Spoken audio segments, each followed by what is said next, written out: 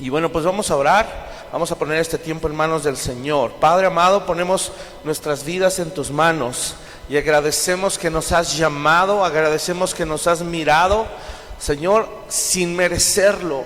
Padre, tanto amor derramado sobre nuestras vidas, Señor, tanto cuidado, el mirar atrás y ver tus planes, cómo han sido perfectos, y cuidaste cada tiempo, cada momento, cada detalle, para que llegáramos a este lugar en donde podemos conocerte. Señor, es maravilloso y nos sorprende. Padre, queremos hoy atender tu voz, atender tu palabra, tener oídos para oír y un corazón dispuesto a obedecer lo que hoy, Señor, nos vas a enseñar. Háblanos por medio de tu palabra, que toda distracción, Señor, en nuestra mente, Señor, pueda quitarse. Señor, alineamos nuestra alma, Señor, aún nuestro cuerpo, lo sometemos a ti. Permítenos hoy estar atentos a tu voz. Te lo pedimos esta mañana en el nombre de Jesús. Oramos, amén y amén. Hace 15 días hablaba yo acerca de un llamamiento de peso, ¿verdad? ¿Se acuerdan? No un llamamiento de apeso. Quiere decir que hay que valorarlo. El llamado del Señor no vale un peso. Es algo hermoso. De hecho, el apóstol Pablo le llama el supremo llamamiento. Y una vez que tú y yo hemos aceptado ese llamado y respondemos a su salvación, respondemos a su llamado de salvación, en donde Él nos renueva, nos hace nacer de nuevo a través de este milagro que es la regeneración. Yo no sé si tú sabías, pero el milagro más grande que tú y yo vamos a poder presenciar es el nuevo nacimiento, la salvación de un alma. No hay milagro más grande, no hay milagro más maravilloso que presenciar cuando una persona nace de nuevo. Así es de que cuando tú y yo entendemos eso y valoramos eso, entendemos que ahora empieza toda una serie de etapas en la vida del creyente. Tú naces de nuevo y empiezan las etapas. Así como un bebé en todo su desarrollo evolutivo va creciendo, va madurando y va adquiriendo nuevas habilidades, tú y yo en el cristianismo como hijos de Dios vamos creciendo y debemos ir madurando. ¿Cómo le llamamos a esto? Bueno, es también no solo un llamado a ser salvos y a ser suyos, es un llamado a un proceso. Tú eres llamado a ser procesado. No solo fuiste llamado a ser salvo, eso debes de tenerlo claro en tu mente. Dios no te salva para que sigas siendo el mismo y hagas tu voluntad. Dios te llama para que renuncies a ti, mueras a ti y ahora empieces un proceso nuevo de limpieza. Por eso titulé esta enseñanza llamado al proceso. Hablamos mucho de procesos siempre, pero quiero que sepas que es un llamado. No es una casualidad o no es una simple consecuencia de que naciste de nuevo. Dios constantemente te está y me está llamando a ser procesado. Así es de que, recapitulando para enganchar la enseñanza a la del día de hoy, quiero retomar el versículo en donde el apóstol Pablo, él decía que él había determinado, porque he determinado no conocer nada sino a Cristo y este crucificado. Usé varias versiones de la Biblia y una de las que más me gustó es esta que dice: he resuelto. Es decir, todo lo que me estaba impidiendo, todos los problemas y obstáculos que me estaban impidiendo querer solamente conocer a Cristo, ya resolví cómo hacerlos a un lado.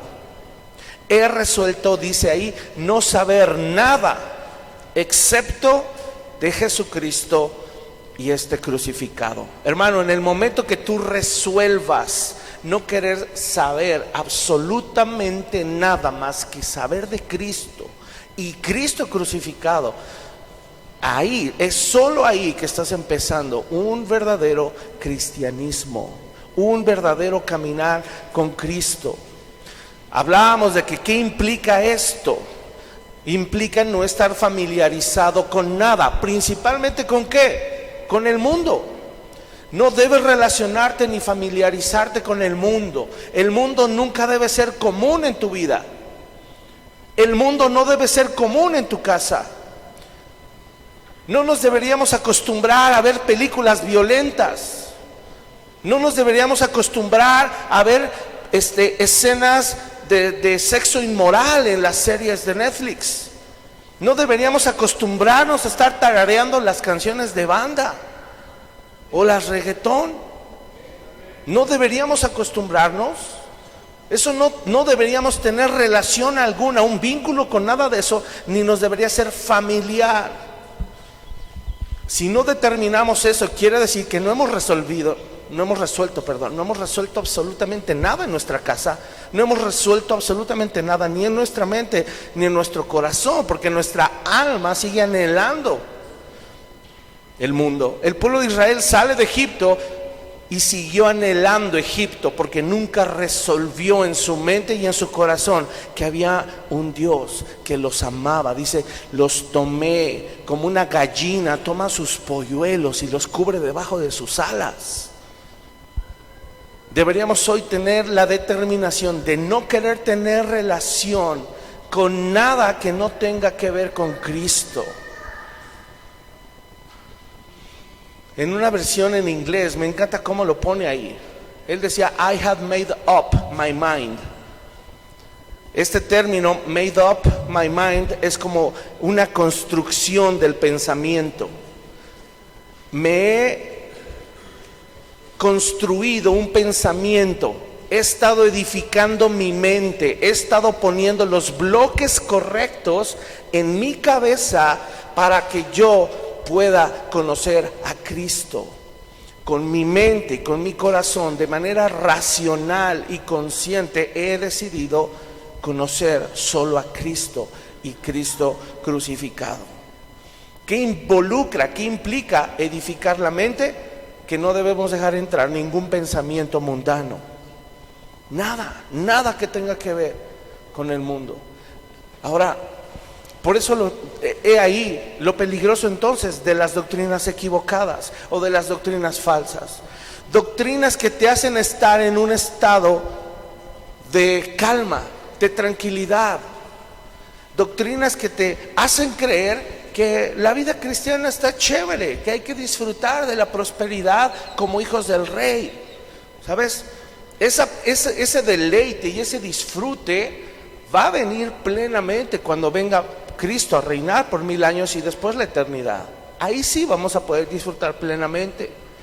Pero si Jesús nos advirtió que mientras estuviéramos en esta tierra iba a haber aflicciones, no podemos creer ese tipo de doctrinas en lo absoluto. ¿Por qué? Porque son doctrinas que nos hacen estar ahí sentaditos en la banca. Son doctrinas que hacen que no levantes ni un dedo más que el para pucharle el botón al YouTube. Son doctrinas que te entrenan para ser comodino, para no moverte, para no crecer, para no rendir tus áreas al Señor. Y de eso también tienes que desechar, te tienes que despojar de todo eso, aún de las doctrinas que traíamos en el pasado. Hablábamos también de que todo esto, y si hacemos todo esto al responder al llamado de Dios, entonces vamos a poder dar el peso, ¿verdad?, en la balanza. ¿Cuál es esa balanza? La balanza de Dios, la balanza de la verdad, la balanza que no podemos ni evitar. Todos vamos a ser pesados en algún momento, no la puedes evitar. Y la balanza que no podemos truquear, la balanza que no podemos manosear ni meterle mano para pretender dar el peso. Entonces yo pregunto, para dar el peso y nivelar la balanza, ¿cuáles son los grandes obstáculos que hoy nos impiden dar el peso? ¿Con qué estamos luchando? Si lo resumimos en una sola cosa, de acuerdo a Romanos capítulo 6, vamos ahí, es el cuerpo del pecado. El cuerpo del pecado es ese gran obstáculo, hermanos, que tenemos que quitar de en medio. Vamos a leer Romanos 6:6. Fíjate con qué certeza lo escribe Pablo. Él lo está dando por hecho, pero el que esté dado por hecho, hermano, no quiere decir que no se tenga que escribir, que no se tenga que meditar y que no se tenga que trabajar en ello. Muchos creyentes dan por hecho esto y dicen: sí, pastor, ya lo sé. Sí, pastor, lo hablas cada 8 días, siempre nos hablas de lo mismo. Y yo digo: ¿cómo no hablar de lo mismo? Si el único mensaje que vale la pena es el mensaje del Evangelio. Romanos 6:6 dice: sabiendo esto, empieza Pablo, ya lo sabemos. Pero una cosa es leerlo y saberlo acá, y otra cosa es vivirlo y experimentarlo en nuestra vida. ¿Qué es lo que Pablo ya sabía? Sabiendo esto, que nuestro viejo hombre fue crucificado juntamente con él. ¿Para qué fue crucificado nuestro viejo hombre con Cristo? Él nos dice: para que el cuerpo del pecado, ese gran obstáculo, hermano, para que el cuerpo del pecado sea ¿qué? Destruido, a fin de que no sirvamos más al pecado. Ya lo sabemos. Ya lo sabemos. Ahora, si nos saltamos al verso 12, mira ahí. ¿Será una recomendación? Verso 12, léelo. ¿Cómo empieza la frase, verso 12? No reine. ¿Será una sugerencia? ¿Será un consejo? ¿Será una recomendación?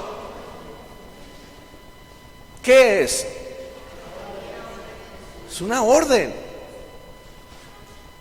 A causa del verso 6, que tu viejo hombre fue crucificado y el cuerpo del pecado fue destruido para que no le sirvas más al pecado. A causa de eso es que hoy no debe reinar, pues, el pecado en nuestro cuerpo mortal. ¿Por qué no debe reinar más el pecado en nuestro cuerpo mortal? Porque si el pecado sigue reinando, mira qué sucede. Dice: de modo que lo obedezcáis en sus concupiscencias. Sabes, esa palabra es a veces complicada, pero es muy simple de entender.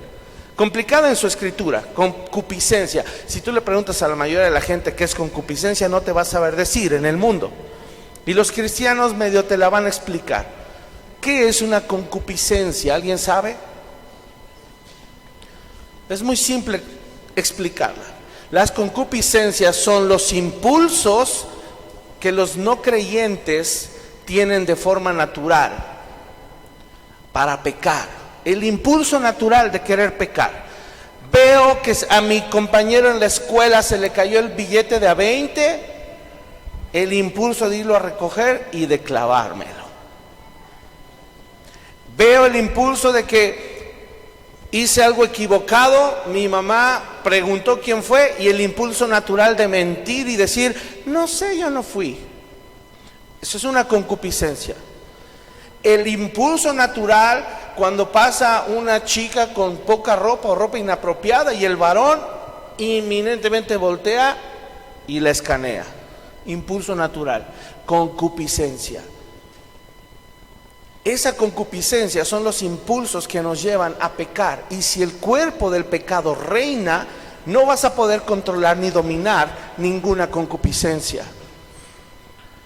Cuando llegamos a Cristo, hermanos, y aquí viene la clave de la victoria de Cristo en la cruz, y por eso nos conviene conocer al Cristo crucificado, porque cuando conocemos al Cristo crucificado entendemos que todas las concupiscencias que eran nuestros impulsos naturales al pecado fueron ya muertas.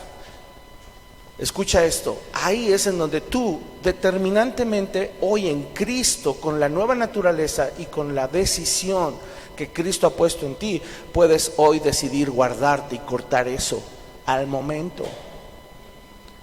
Ahora, ese impulso natural, escúchame, ese impulso natural hoy está reinando en nuestro cuerpo exterior,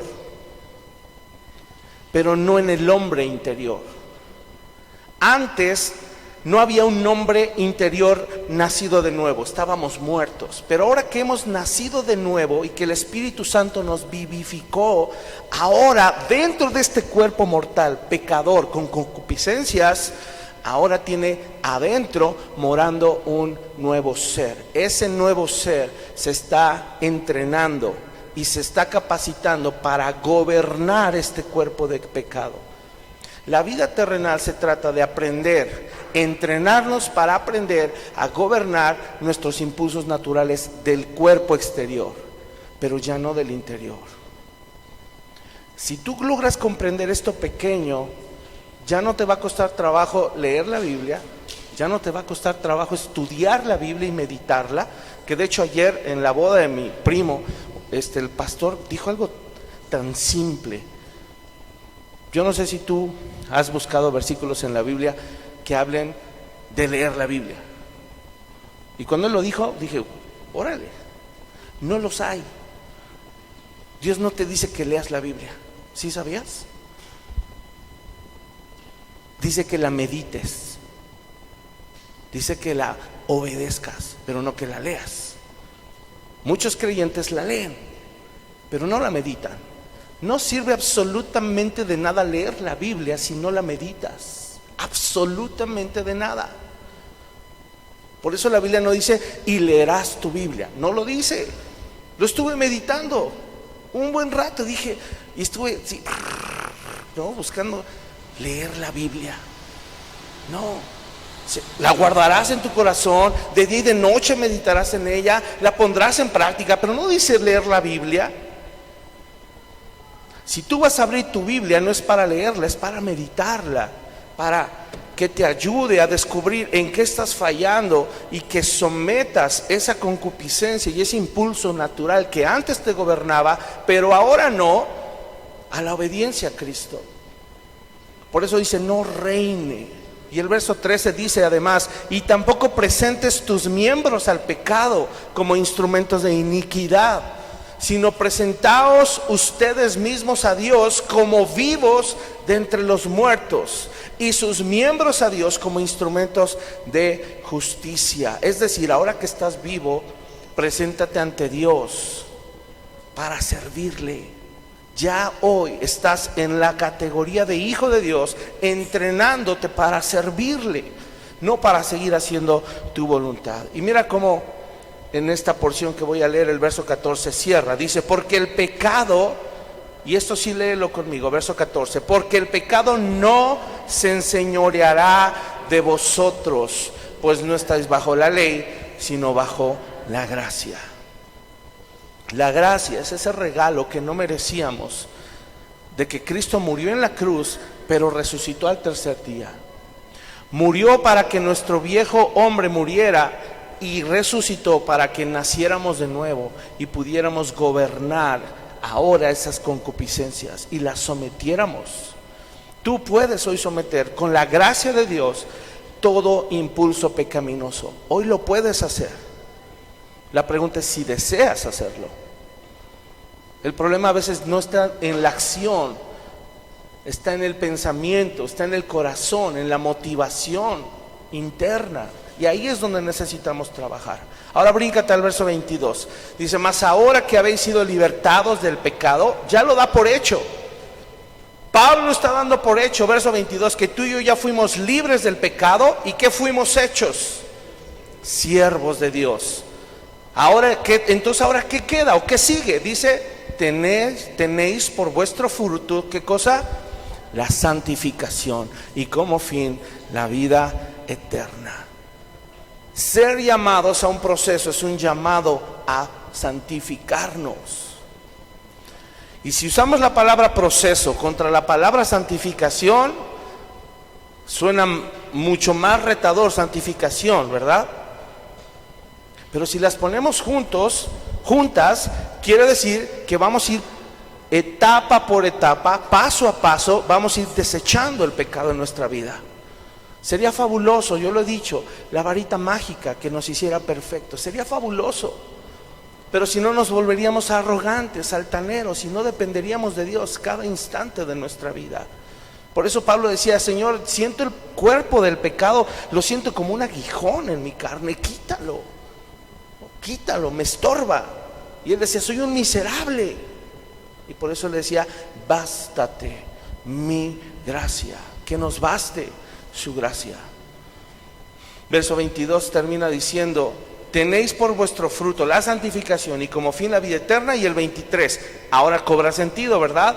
Porque la paga del pecado es muerte, mas la dádiva, el don, el regalo de Dios es vida eterna en Cristo Jesús, Señor nuestro. ¿Sabes? Algo que aprendí en esta convención fue una prédica que impactó mi corazón, muy simple. Este hermano Steve Piggott decía una frase, decía: ¿estás ahí? ¿Estás ahí? ¿Cuántos recuerdan el juego del lobo? ¿A quién le tocaba ser el lobo a veces? A la mayoría nos tocó. ¿Qué era lo fabuloso de ser el lobo? Que estábamos ahí. Y los demás en el juego nos temían. Eso era lo fabuloso. Porque la canción: jugaremos en el bosque mientras el lobo no está. Porque si el lobo aparece, a todos nos comerá. Lobo, ¿estás ahí? Y sí, el lobo respondía siempre, ¿verdad? Ahí estaba. Ahora pregúntate por un momento, en ese juego tan infantil que nos encantaba jugar y pensábamos: ay, aquí estoy, ¿verdad? Y en cuanto empezaba la acción, ¿qué hacía el lobo? Actuaba como lobo, ¿verdad? No se iba como la princesa de azúcar, ¿verdad?, a regalarles bombones a los niños. No, los iba a perseguir, porque sabía que estaba ahí y era momento ¿de qué? De perseguir. Ahora, toma esa ilustración, ese juego tonto, tal vez infantil, de hace muchos años, para darte a entender. ¿Dónde estás tú hoy? ¿Estás ahí listo para la acción? ¿Estás en el lugar correcto? ¿Listos para que en cuanto Dios diga: hijo, ¿estás ahí? ¿A qué te está llamando Dios? A hacer luz en medio de las tinieblas. ¿Estás ahí? El lugar donde debemos estar es donde Dios quiere que estemos, y ese es en su proceso también. Tal vez muchos de ustedes en algún momento han llegado a pensar: ¿será que ese lugar, Iglesia Vineyard, donde debo estar? Sé que muchos papás en la escuela siempre, a veces cuando apretamos las tuercas, se cuestionan eso. Muchos se van y muchos se cuestionan: ¿será que es la escuela donde debo estar? Pregúntate: ¿se predica Cristo crucificado? ¿O se predica que seamos una iglesia comodina? Una iglesia llamada a ser reyes y sacerdotes en esta época y gobernar y ser prósperos. Es atractivo el mensaje, pero nos va a llevar a la muerte, porque ese tipo de mensajes responden a nuestra carne, responden a nuestra concupiscencia, a lo que antes en el mundo nos agradaba y nos daba gratificación. Hoy ya no. El lugar donde debemos estar es donde Dios quiere que estemos. Pregúntate: ¿estás ahí?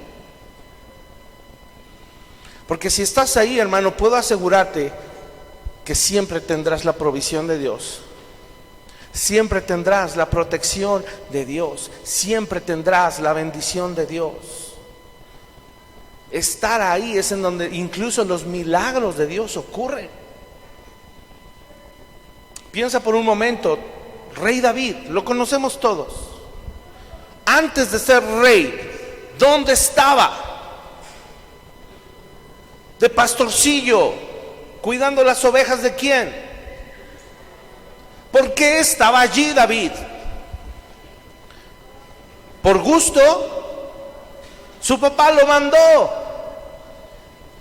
Estaba allí en obediencia, pero estaba allí.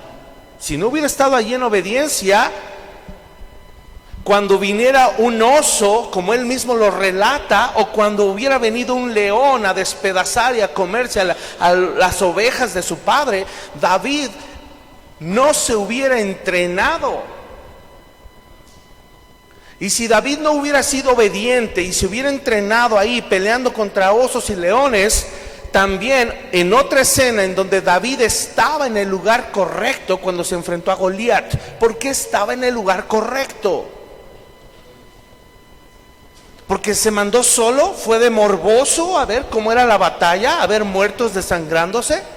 No, fue porque su papá lo mandó y le dijo: ve y llévale estas tortas de milanesa a tus hermanos. Cuando obedeces, estás en el lugar correcto. Quiero que me comprendan esto, hermanos, es crucial para la enseñanza. Cuando obedeces, estás en el lugar correcto. Y entonces los procesos del pasado van a salir a relucir para que crezcas en tu fe. Si David no hubiera estado de pastorcillo de ovejas, cuando le hubiera tocado con David, con pelear contra Goliat, Goliat le hubiera hecho trizas. Porque David necesitaba el valor. Sabemos que no fue la habilidad de matar osos y leones, fue el valor que le generó el no tenerle miedo, y menos a un pagano que hablaba mal de su Dios. Fue la mano de Dios que dirigió esa piedra, no fue la habilidad de David, pero David hizo lo que le tocaba, obedeció y estaba donde debía estar. ¿Estás allí? Pregúntate, ¿estás ahí? Después, ¿qué le pasa a David? Estuvo en el palacio, ya lo habían ungido para ser rey, pero no fue rey inmediatamente, se fue al palacio. ¿A qué? A servirle a Saúl. Y ahí estaba en obediencia sirviendo a Saúl. Después, ¿dónde le tocó estar a David? Siendo perseguido por el mismo rey a quien le sirvió. ¿Dónde le tocaba estar David? En cuevas, escondiéndose. Le tocó estar allí. ¿Hasta cuándo? Hasta que Dios lo preparó y lo procesó para ser rey. Porque estuvo en el lugar correcto, en obediencia. Pero miren, siendo rey, un pequeño momento, no estaba donde debía estar, haciendo guerra, inmoralidad sexual con Betsabé. Es importantísimo lo que estamos hablando. Yo hablé de David, de Elías y Eliseo también. Si empezamos por Elías, Elías estaba allí cuando era tiempo de desafiar a Acab y a su esposa perversa Jezabel. Ahí estaba.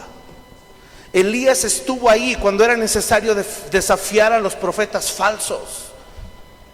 Pero también Elías estaba allí donde debía estar, en la cueva, siendo sustentado por cuervos. Dice que los cuervos le llevaban la comida. Se le apareció un ángel, le servía y lo confortaba, porque era tiempo de estar en la cueva. Y así va a haber momentos en donde estás en momentos intensos contra los 400 profetas de Baal, o donde estás solito, solo, casi deprimido, solo, pero estás donde debes estar, en la cueva, y Dios te sustenta. Y luego brincamos a Eliseo. ¿Dónde estaba Eliseo cuando Elías lo llamó? ¿En un antro? ¿En una fiesta bailando reggaetón? ¿Dónde estaba Eliseo? Arando las 12 yuntas de bueyes. ¿Suyas? No, de su papá. ¿Quién lo puso ahí? Su papá lo puso a arar yuntas de bueyes. Eliseo estaba obedeciendo, estaba donde debía estar. Si Eliseo hubiera estado en una fiesta, Dios no lo llama. Tan simple como eso. ¿Por qué lo sé, hermano? Porque Dios mira el corazón. Porque Dios mira en dónde están puestos tus afectos. Y si tu afecto no está puesto en Dios, no te va a llamar, porque no estás dispuesto a servirle y no estás dispuesto a rendirle tu vida. Gracias a que Eliseo estaba en sujeción a su padre, arando las tierras de su padre, pasó Elías y lo llamó. Estaba donde debía estar. Yo te vuelvo a preguntar, ¿estás ahí?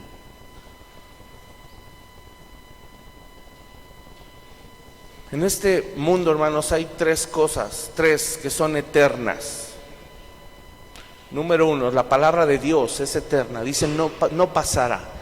Cielo y tierra pasarán, mis palabras no. La palabra de Dios es eterna.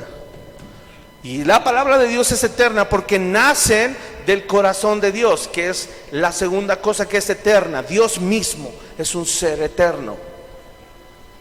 Pero sabes, me impacta esto. Hay una tercera cosa que es eterna, que también nació de Dios. La humanidad. Tú y yo somos eternos. El ser humano es un ser eterno. Aquí el pequeño problema o el asunto al que voy es que tú y yo vamos a seguir viviendo por la eternidad de aquí a 1.000.000 de años. Vas a seguir existiendo. Aquí el asunto es ¿dónde? ¿O en el infierno por la eternidad? ¿O en el cielo por la eternidad? No vas a dejar de existir nunca. Y no sé si eso te provoca un hoyo en el estómago. Yo cada vez que pienso en eso, me hace un hoyo aquí. Me da temor de Dios. Digo, de aquí a 1.000.000 de años yo voy a seguir existiendo y voy a estar consciente. ¿Dónde voy a estar? Piénsalo. Estás viviendo tu vida terrenal, la vida que aquí estás viviendo, de carne y hueso, con la mirada puesta en lo eterno. ¿Te habías puesto a meditar que Dios puso eternidad en ti y que en 10.000.000.000 de años vas a seguir existiendo? ¿Piensas y vives tu vida temporal de 70, 80 o 90 años, lo que te toque vivir? ¿Vives esta vida meditando en lo eterno? ¿O te la pasas viviendo y pensando en lo terrenal? En tu trabajo, en tu ropa, en los coches, en las casas, en el dinero, en lo que sea que pienses. ¿En qué estamos poniendo nuestros ojos? Estoy allí, estoy consciente de que soy un ser eterno. Te pregunto, y si estás donde Dios quiere que estés, ¿estás ahí porque quieres estar ahí? Si es tu respuesta, sí, estoy donde debo estar y estoy ahí porque quiero estar. ¿Sabes? Al final de la prédica entonces habrá tiempo para que le digas al Señor, aquí estoy, Señor. Pregunto, jóvenes, y también papás, jóvenes en especial, ¿quién le va a enseñar a vivir en santidad y en justicia a tus hijos si tú no estás aprendiendo? Si tú no le has dicho al Señor, aquí estoy, entréname en justicia, en santidad, en verdad, en tu palabra, Señor. Joven, te estoy hablando a ti, adolescente, 11, 12, 13 años o más. ¿Quién le va a enseñar a tus hijos a vivir en santidad?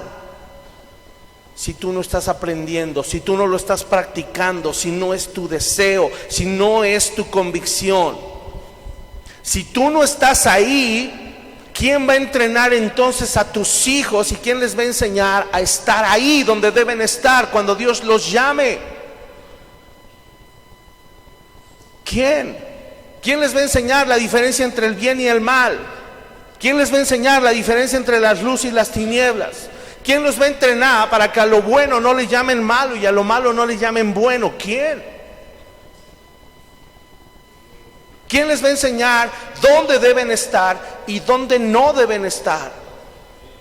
¿Quién? Jóvenes, y si no, los jóvenes hoy no pueden responder. Padres, ¿quién les va a enseñar?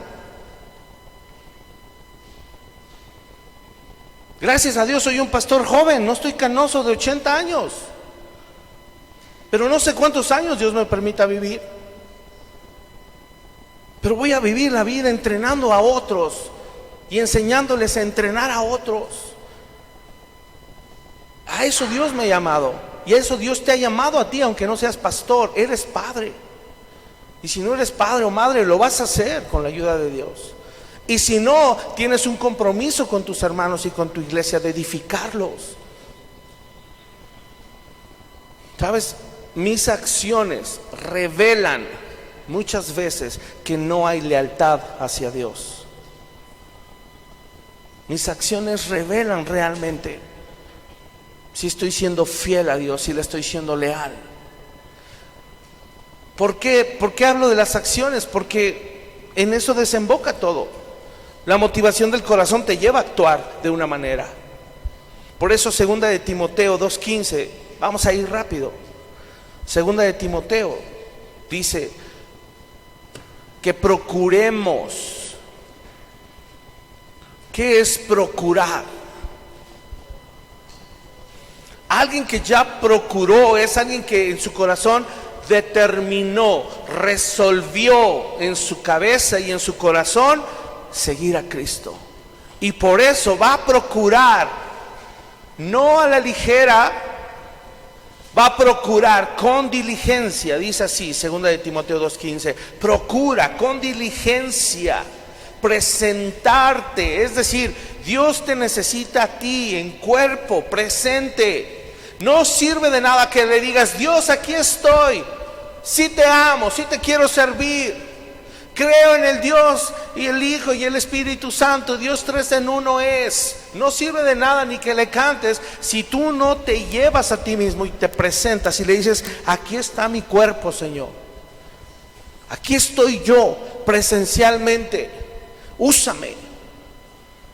Presentarte a Dios, y dice ahí, no dice alá y se va, no dice ahí con un deseo de vivir una vida cristiana mediocre.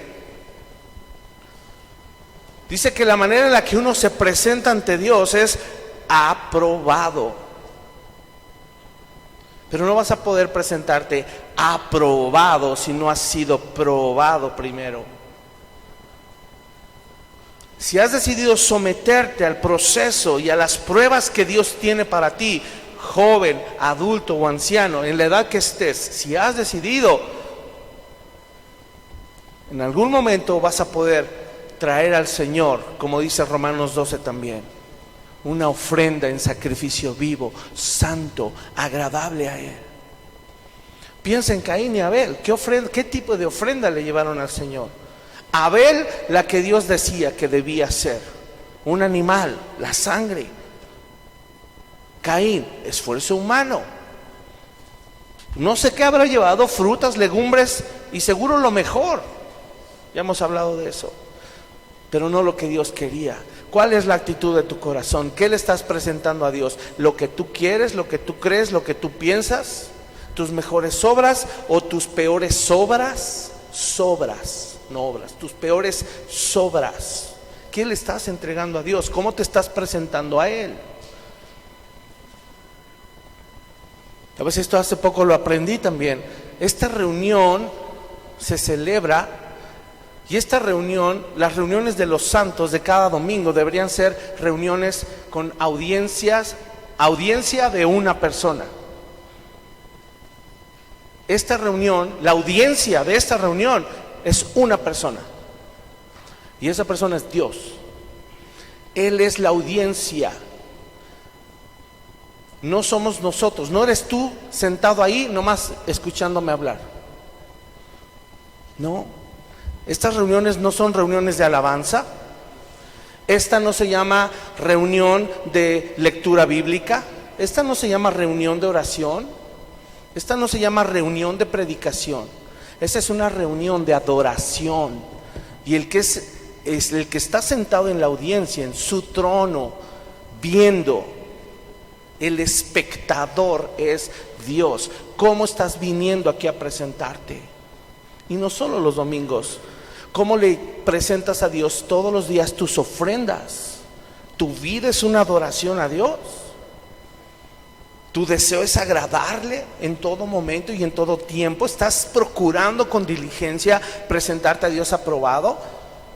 Si no nos queda claro cómo es, después dice, como obrero, o sea, un siervo, te fuiste a ser talacha, te fuiste a meditar en la Biblia y a obedecerla, te pusiste a trabajar en mejorar tu matrimonio, te pusiste a trabajar en mejorar tu crianza bíblica. ¿Lo estás haciendo? ¿Hiciste tu tarea diligentemente lunes, martes, miércoles, jueves, viernes? Y eso es así. Ahora está el reto de obedecer lo que me mandaron escrito en sus mensajes. Pero si ni eso mandaron, mis acciones revelan que no hay lealtad. Dice, como obrero, un siervo que no tiene de qué avergonzarse, que usa bien la palabra de verdad. Mira, a veces la palabra desde acá arriba es dura, y a mí me pega, y luego a mí me da vergüenza también. Y si tú te sientes avergonzado, qué bueno. Qué bueno que sientas vergüenza de que no has cumplido, porque entonces te vas a ir a trabajar como obrero. Vas a ir a dejarte ser probado por Dios y a crecer en tu carácter y en obediencia, para que entonces después regreses. Eso es lo hermoso de la gracia. Que Dios no nos señala y nos dice, pecador, ya condenado al infierno, ya me hartaste, mi gracia se agotó contigo. No, todos los días, cada mañana es nueva su misericordia, pero no, ni eso aprovechamos, ni eso. Si vamos ahora a Primera de Timoteo, quiero que te des cuenta, si yo mismo no me presento aprobado ante Dios, ¿cómo entonces yo voy a entrenar a otros? ¿Cómo voy a discipular a otros? ¿Qué les voy a enseñar? ¿A ser desobligados? ¿A no leer su Biblia, estudiarla, meditarla, obedecerla? Al fin que ni pasa nada. No he perdido mi trabajo. Pero no nos toque Dios el trabajo, porque entonces ayuno y oración 40 días.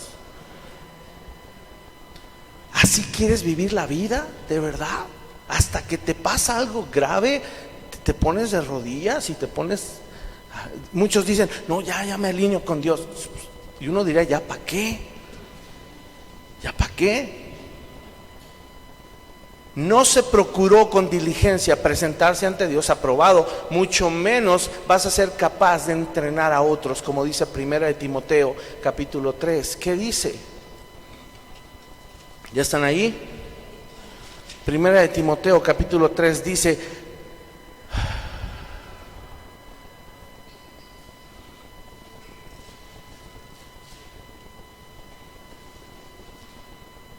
no, creo que era primera, segunda, perdónenme.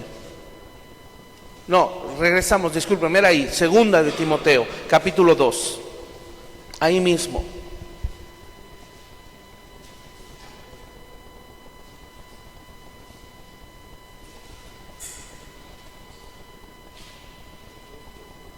¿Ya están ahí? Ese fue el que leímos, ¿no?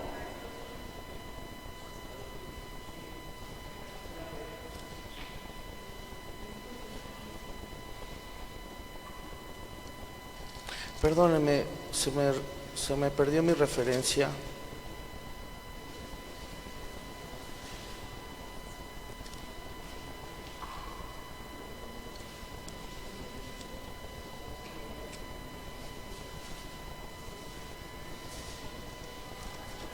Capítulo 2.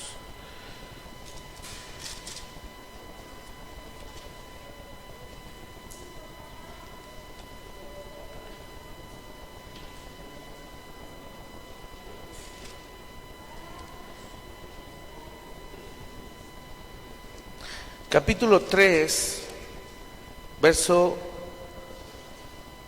10.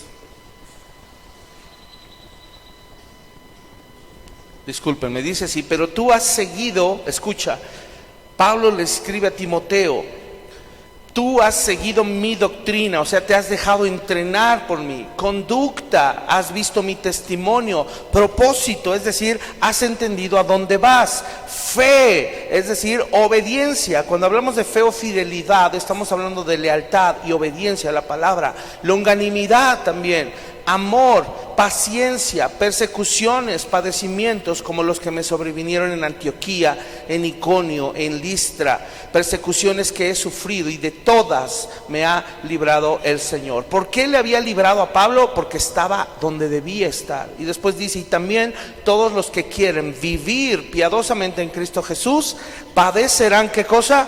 persecución, mas los malos hombres y los engañadores irán de mal en peor, engañando y siendo engañados. Ahorita vamos a hablar de este punto de siendo engañados. Pero persiste, ahí está la clave, persiste tú en lo que has aprendido y te persuadiste.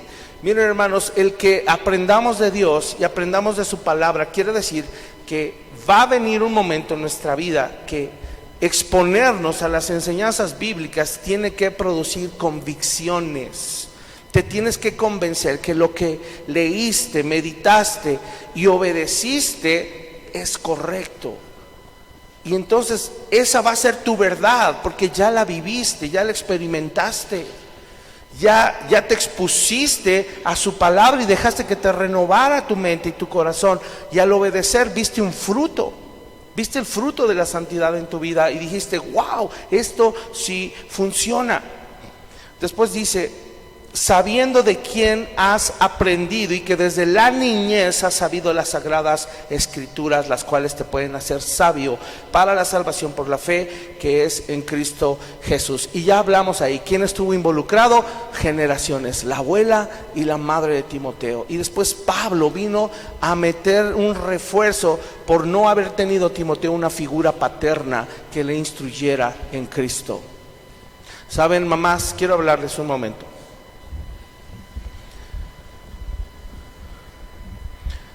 Dios te ha dado, evidentemente, la responsabilidad de ser una ayuda idónea al lado de tu marido y llevar una gran responsabilidad de enseñar a tus hijos el temor de Dios. Pero en el proverbio que leíamos hace algunas predicaciones atrás, quiero decirte que el impacto que tú produces como mujer de Dios es tremendo. Pero si no hay, escúchame esto, si no hay un varón que dé la instrucción, que es distinto a la enseñanza, en ese proverbio lo expliqué. Si no hay un varón que esté instruyendo y dando dirección y tomando el rol y el papel que corresponde, no solo en estadística, que está comprobado, no solo en estadística, sino en el impacto que produce en la vida de un joven que creció sin un modelo de varón piadoso, va a impactar en su vida y le va a costar más trabajo responder a un llamado. Necesitas un varón que tome el rol de eso en casa. Si tienes hoy un marido, mujer, no te desentiendas. No dejes de hacer lo que has venido haciendo, si es que has sido piadosa y has instruido a tus hijos en el temor de Dios.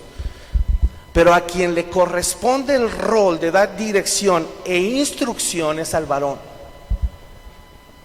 Es al varón.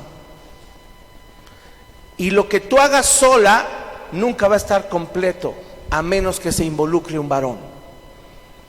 Porque así Dios diseñó a la familia. Porque así diseñó Dios incluso la estructura de la iglesia. ¿Por qué crees tú que Dios pone especial cuidado en las viudas? ¿Por qué crees que Dios a través de Pablo da una instrucción precisa y dice: las mujeres jóvenes que quedaron viudas, cásense, porque necesitan un varón, porque no van a poder nunca llenar el lugar que solo un varón, por rol y por diseño bíblico, Dios estableció? Mujer, y más quiero decirte, en particular, si tus hijos ya son tirándole a adolescentes jóvenes, no te toca a ti, le toca a tu esposo. Ya no te toca a ti, le toca a tu esposo. Y más si son varones además, no solo mujercitas.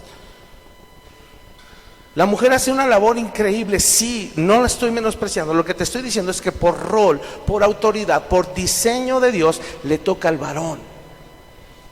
Y si tú tomas ese rol y logras que tu marido se desentienda de hacer lo que le toca, estás pecando. El varón necesita tomar el rol. Y ahora voy con los varones. Urge que tomes el rol que te corresponde. Urge. ¿Sabes por qué? Porque aquí también tenemos familias donde hay mujeres que no hay un rol de varón piadoso y necesitan varones como tú y como yo que apoyen y ayuden en esta iglesia. A Dios le plació que esta iglesia se conformara así. Hay de todo. Hay de todo y se necesita. Tanto la familia en donde no hay un varón como la familia en donde tal vez también la mujer no es piadosa y no hay. Ahí necesitamos ponernos el hombro y soportarnos unos a otros, llevar nuestras cargas los unos de los otros. Vuelvo a preguntar. Eso ya es un compromiso de discipulado. Eso es un compromiso de que si yo estoy viendo a un joven que no es mi hijo, pero que sé que lo puedo edificar y está haciendo algo equivocado y no le digo, estoy pecando aquí en esta iglesia, porque lo que necesitamos entender es, y para donde Dios nos está proyectando es para discipular a otros. Mujeres, si tú ves que hay jóvenes aquí también que no están actuando correctamente, tienes la obligación de ir y exhortar. Y no solo a los jóvenes, ir a hablar con los papás también. Pero ¿cuál es el común? Que cuando vemos que algún adolescente, que es muy común, que hagan cosas equivocadas porque están en entrenamiento, ¿qué es lo común?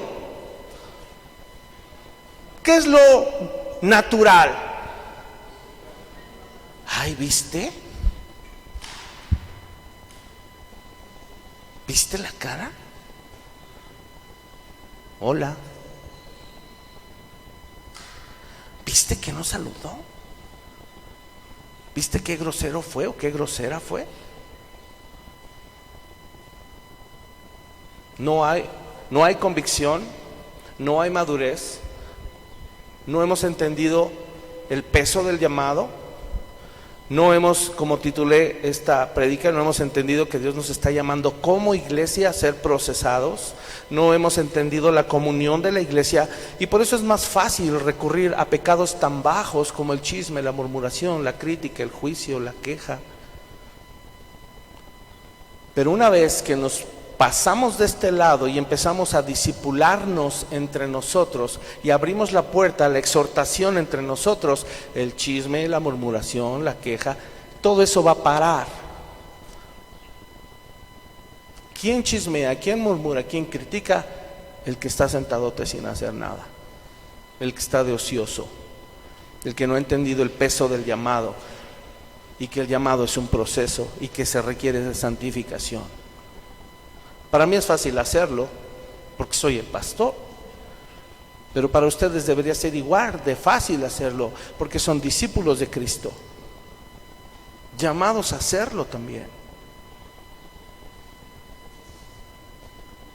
Muchas veces con dolor en mi corazón te comparto esto, lo hablé en las prédicas de la familia del pastor y el cuñado del pastor y todo eso.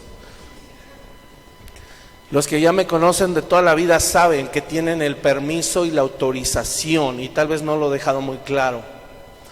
Tienen el permiso y la autorización de exhortar a mis hijos en cualquier momento, ¿no? Pris, que es una de mis amigas más cercanas, íntimas, entrañables, lo sabe. Y lo hace. Pero con pena o tristeza te digo, hay gente que no lo hace. No lo hace. Y necesitan hacerlo. No porque sean mis hijos, sino porque son tus hermanos en Cristo. Tan simple como eso.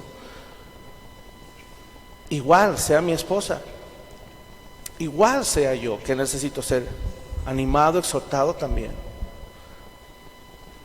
Y también lo ha hecho Pris y Lulú y muchos otros amigos que se han atrevido a ser valientes y decirme lo que me tienen que decir porque han entendido el llamado y el rol que tienen en esta iglesia.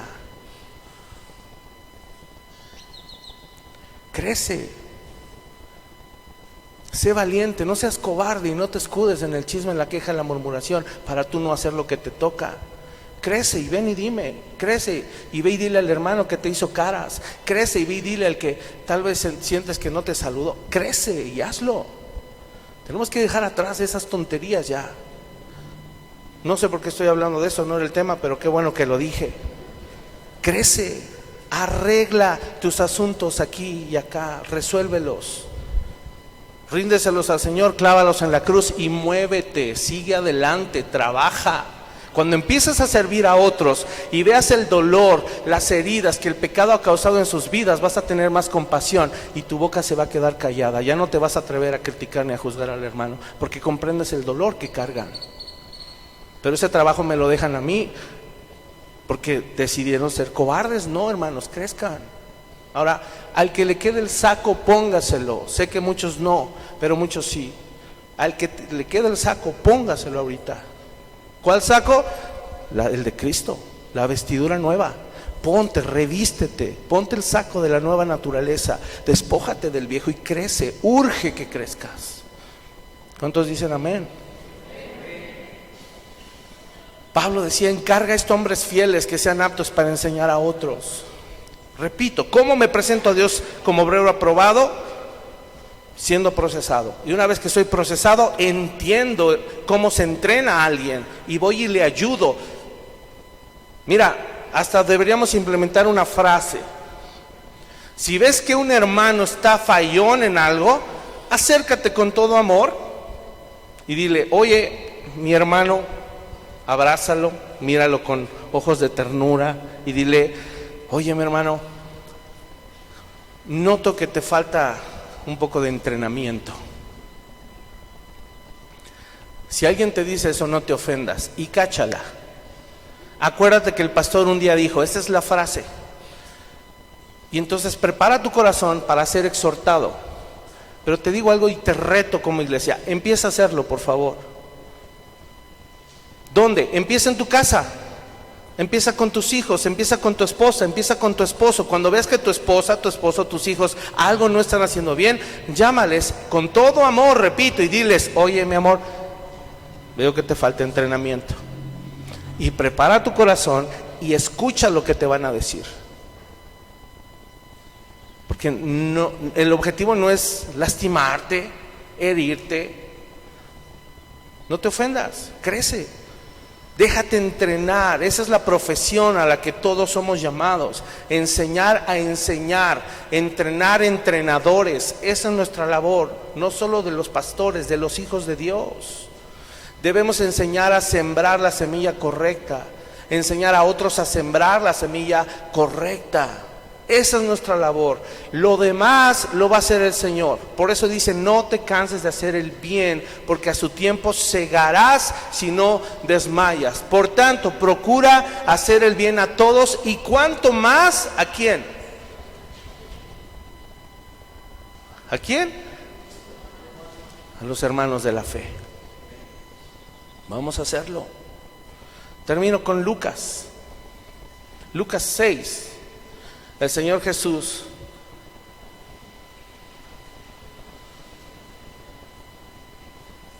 nos daba un repasón, ¿verdad?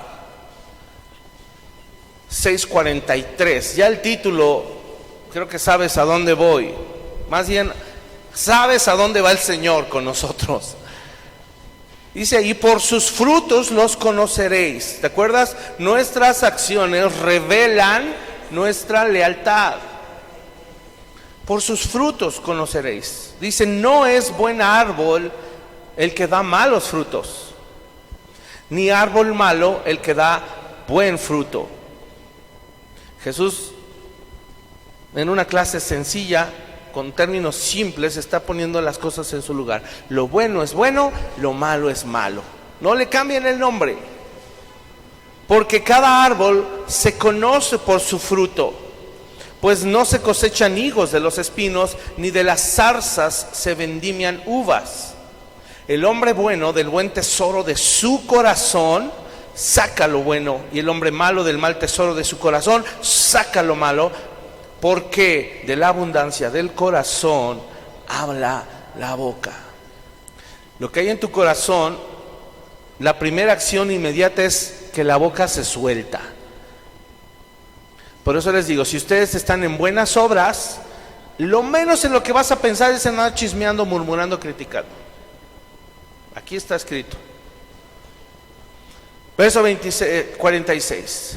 Fíjate el contexto. Jesús habla: por sus frutos los conoceréis. Y mira qué viene después. Verso 46. Él nos pregunta y nos dice: ¿por qué me llaman Señor, Señor, y no hacen lo que yo digo? O sea, la palabra que tanto hemos hablado. ¿Por qué me dicen curios, curios? Es decir, tú eres mi gobernante, Señor. Hágase tu voluntad, no mi voluntad, sino la tuya. Soy tu esclavo por amor. Ajá. Y Jesús dice: ¿por qué me llamas así?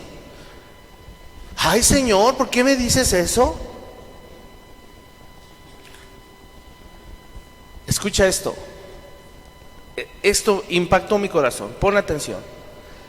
Todo aquel que, número 1, viene a mí. Número 2, oye mis palabras. Número 3, y las hace, os indicaré a quién es semejante. Semejante es al hombre que al edificar una casa cavó y ahondó y puso el fundamento sobre la roca. ¿Cuánto trabajo costará poner los fundamentos de una casa? Mucho. Dice: y cuando vino una inundación, el río dio con ímpetu contra aquella casa, pero no la pudo mover porque estaba fundada sobre la roca. Mas el que oyó y no hizo, semejante es al hombre que edificó su casa sobre tierra sin fundamento, contra la cual el río dio con ímpetu y luego cayó. Y fue grande la ruina de aquella casa. Miren, con Jesús el evangelio es simple. Nada de teología exegética, no sé qué tanto. Sí hay que estudiarlo, obviamente, no lo menosprecio. Pero aquí Jesucristo, ¡pum!, puso el evangelio. Simple. El que viene a mí, el que me oye y el que hace. Simple. Jesús está diciendo aquí: los que vienen a mí. No dice los que vinieron a mí o los que han venido a mí, o tampoco dice los que vengan a mí, sí, o vendrán en un futuro. Él dice los que vienen a mí. ¿Qué está dando a entender? ¿Y por qué Él lo dijo de esa manera? No es los que vienen a Él una sola vez, es los que constantemente, todo el tiempo, día y noche, hora tras hora, minuto a minuto, se acercan a Dios. Todo el tiempo, todo el tiempo. Jesús dijo esto porque Él sabía que Él haría morar su Espíritu en ti y en mí. Y qué derroche sería el Espíritu Santo morando en una persona y que esa persona no viniera a Cristo todo el tiempo. Venir a Cristo no es de una sola vez. Venir a Cristo es todos los días. Y por eso Él decía: si tú quieres venir en pos de mí, toma tu cruz, niégate a ti mismo y sígueme cada día. Venir a Cristo es obligado. Una vez que venimos a Cristo, eso quiere decir que es constante y seguimos viniendo a Él una y otra vez. ¿Para qué? Uno no viene y dice: ya vine, Señor. Vine a contemplar tus bellos ojos, nada más. ¿A eso va uno?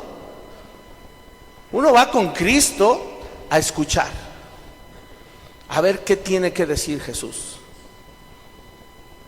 Y generalmente cuando Jesús nos habla es porque hay cosas que necesitamos cambiar.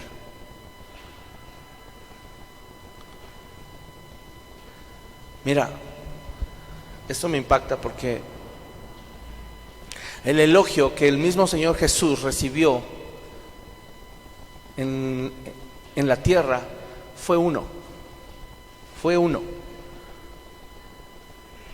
Simbólicamente, en el inicio de su ministerio, después de ser bautizado y que Él cumplió toda justicia, dice que se abrieron los cielos, bajó el Espíritu Santo en forma de paloma y se oyó la voz del Padre diciendo: este es mi Hijo amado, en Él me complazco.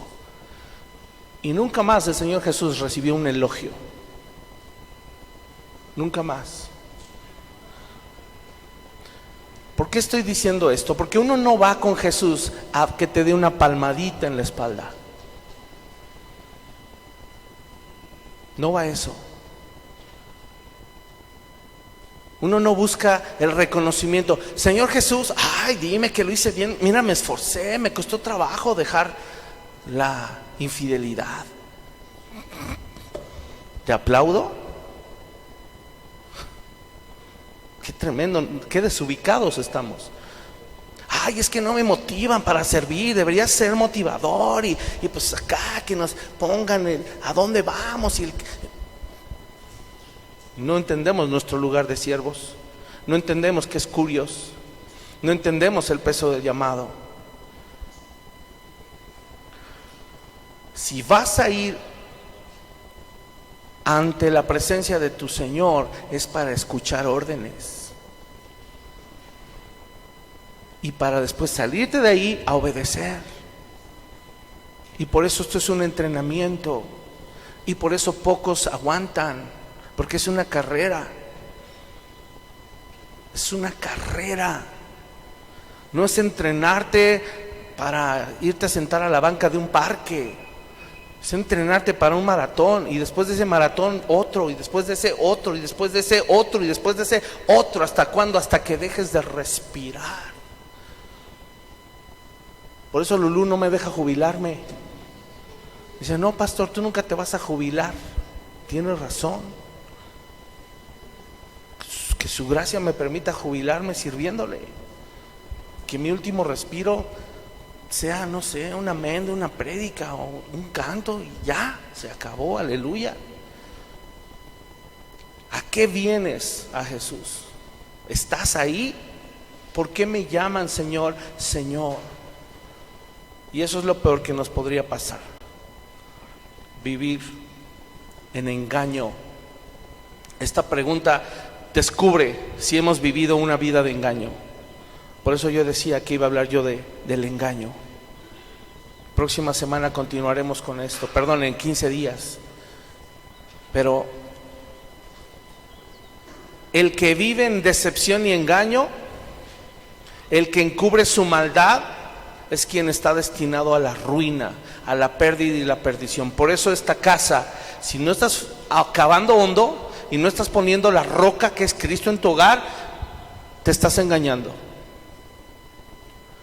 Y va a ser grande la ruina de tu casa.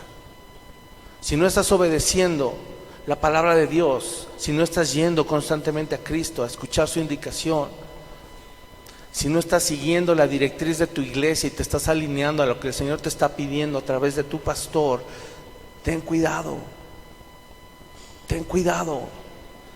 Porque no es a mí no me interesa que me obedezcas. Quiero que me entiendas. No tengo el síndrome, ¿cómo se llama el síndrome del poder? Lai, ¿tú sabes? ¿Cómo? ¿Esa es megalomanía? ¿Qué significa? Sentirte el dueño y el Señor, sentir que los gobierno. No me interesa gobernar tu vida, no me interesa manipularte. Yo viví en una secta, lo que es eso. Y lo que predico no es para que me obedezcas a mí. No me interesa que me obedezcas a mí, me interesa que aprendas a obedecer al Curios, al Rey de Reyes, porque he experimentado sus bondades.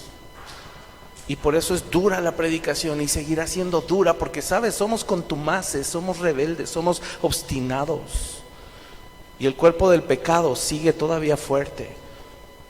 Qué bueno que han estado haciendo sus tareas. Eso habla de que hay ya convicción en el corazón.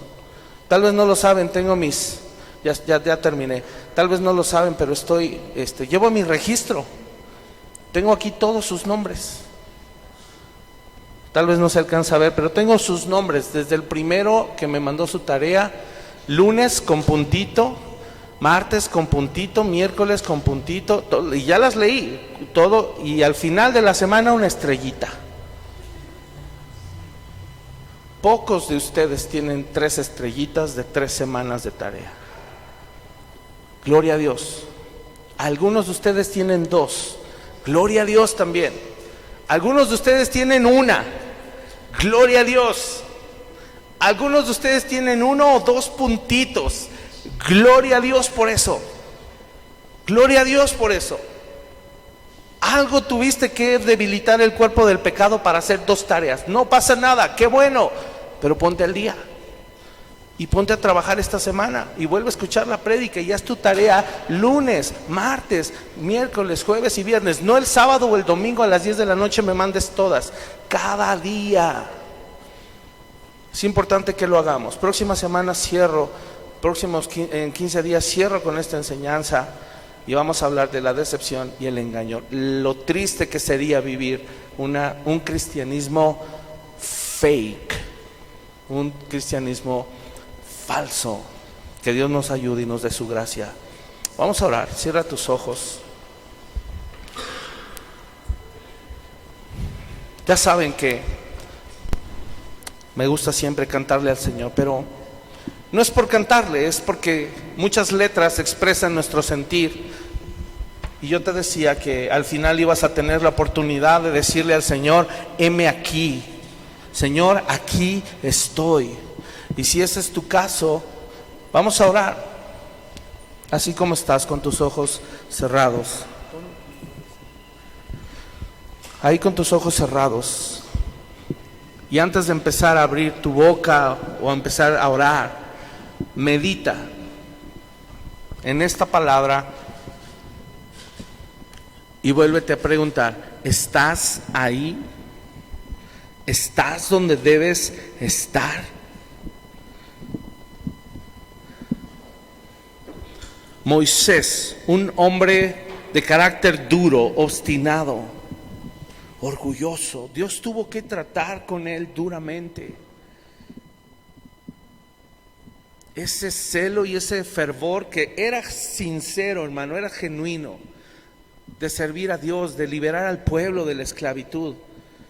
Dios tuvo que tratar con él por 40 años en el desierto, sujeto a su suegro, cuidando un rebaño ajeno.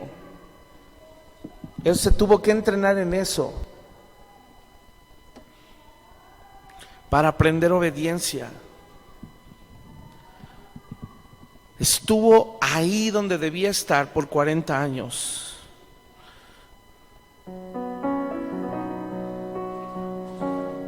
Y sabes, gracias a que él estuvo ahí, aquietando su alma, dejándose formar por el Señor, él estuvo en el momento correcto cuando Dios mismo se le aparece en una zarza ardiendo.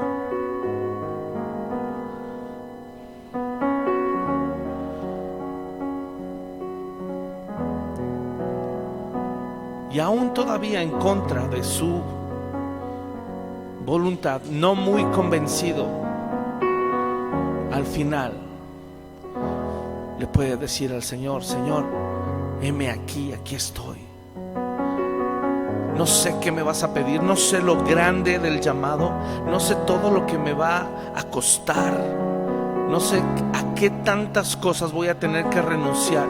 Sabes, pocas veces pensamos a cuántas cosas Dios nos va a pedir renunciar. Pero ya es tiempo de que esta iglesia empiece a pensar cuántas cosas Dios te ha estado pidiendo, no de poco tiempo. Cuántos pecados no has rendido al Señor,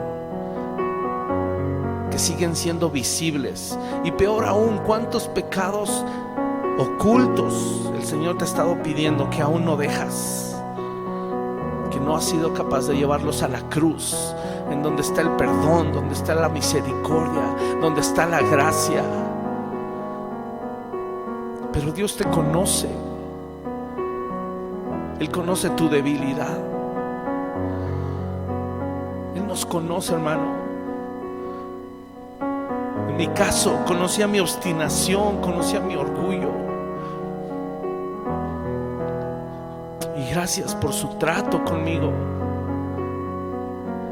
Hoy puedo estar aquí rendido. Y tu caso no es diferente, hermano. Puedes hoy rendir esas áreas y decirle: heme aquí, Señor, aquí estoy. Si el Señor te habló, ahora díselo. Es momento de abrir tu boca y decirle: Señor, no estaba ahí, pero quiero estar, aquí estoy. Heme aquí, Señor. contra de lo que he pensado, en contra de mi voluntad, incluso en contra de mi forma de ser, de mi carácter, en contra de todo, Señor, argumento, de todo obstáculo que yo he dejado en mi cuerpo de pecado. Señor, hoy entiendo que el pecado no puede enseñorearse de mí, ya no reina más en mí, Señor. Y hoy tengo tu gracia, y hoy tengo tu poder, y hoy tengo tu Espíritu Santo, tengo tu palabra y tengo tu gracia para poder vencerlo y decirte: heme aquí, Señor. Todo esto, Señor, es mérito de tu Hijo Jesús. Por eso el apóstol Pablo decía: me he propuesto, he resuelto en mi corazón no conocer nada ni nadie más que Cristo, mi Señor, y ese Cristo crucificado, porque en Él puedo llevar mis cargas, mis obstáculos, mis pecados y todo lo que soy que me ha impedido rendirme y vivir para ti, Señor. Aquí estoy, Padre.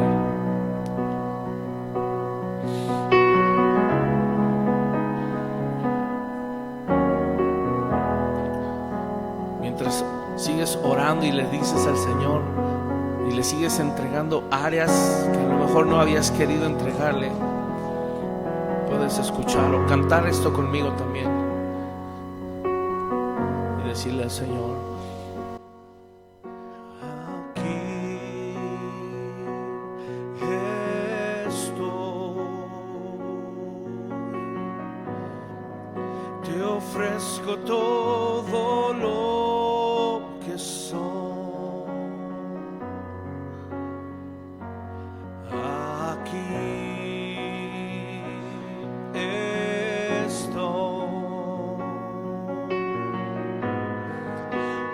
Sacrificio quiero ser.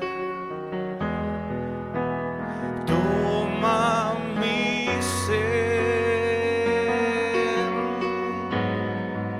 mi vida entrego a ti, porque tú eres mi Dios, eres digno de adoración,